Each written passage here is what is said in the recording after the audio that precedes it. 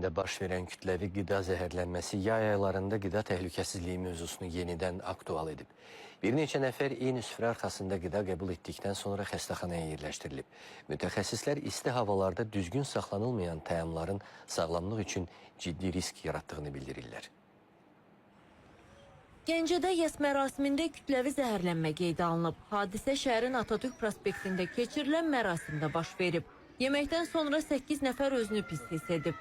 Onlardan 7-si Gəncə şəhər birləşmiş xəstəxanaya yerləşdirilib. Həkimlər ilkin olaraq qida toksikoinfeksiyasından şübhələnirlər.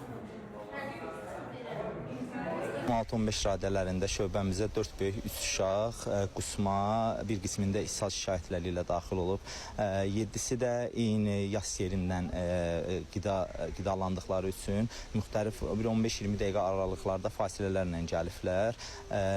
Bunlarda qida toksikoinfeksiyasından şübhələnilir. Hamısı bütün bakterioloji analizlərimiz götürülüb, laboratoriyamıza yollanılıb.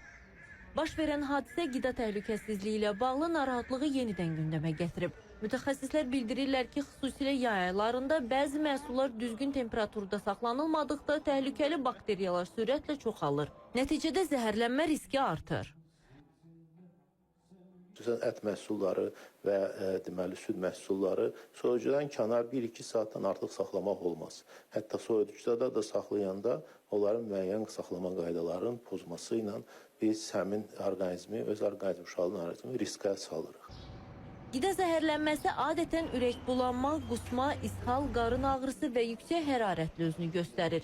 Mütəxəssislər belə əlamətlər yaranan kimi özünü müalicədən çəkinməyi və dərhal tibb müəssisəsinə müraciət etməyi tövsiyə edirlər. Bundan başqa, yaxşı olar ki, çox qarışıq qidalardan və bir gün öncə daha əvvəl bişirilmiş qidalardan uzaq dursunlar və qarışıq qidalar var ki, bunlar müxtəlif növ salatlardır və yaxud da ətdən hazırlanan yeməklər var ki, bunları bəzən hazırlayıb, xüsusilə də farş və yaxud da qovruma kimi eləyirlər. Bəzən düşünürlər ki, bu yağlı qızarmış olsa da uzun müddət saxlaya bilərlər. Bunlar belə isidildikdə artıq zəhərlənməyə səbəb ola bilər. Ekspert onu da əlavə etdi ki, yayda məhsullar uyğun temperaturda saxlanılmalı, bişmiş yeməklər isə uzun müddət otaq temperaturunda saxlanılmamalıdır.